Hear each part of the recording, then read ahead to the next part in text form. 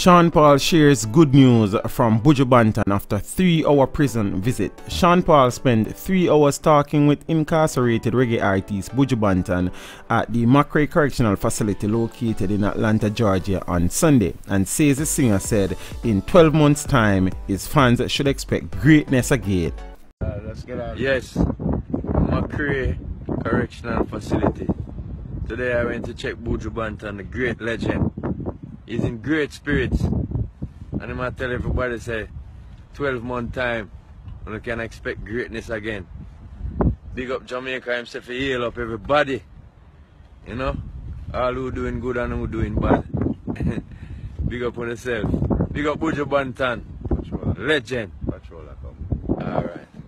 Along with the 30-second Instagram video clip, Sean Paul added that the beloved Jamaican singer, real name McRae, is in good spirits, still very focused, and has not broken. Sean Paul also revealed that Buju informed him that he has been keeping fit, healthy, and has been teaching classes to fellow inmates at the facility.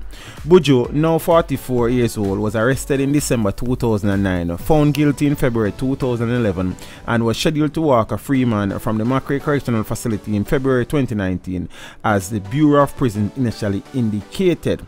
But Banton's 10 months prison sentence was reduced by 2 months in January 2016, months after the U.S. Attorney's Office in Florida announced an agreement in which it said the entertainer agreed to waive all future appeals of his 2011 convictions on cocaine distribution and conspiracy charges. In return, prosecutors agreed to drop a firearms charge against him. Buju will be released on December 8, 2018, according to the U.S. Federal Bureau of Prisons.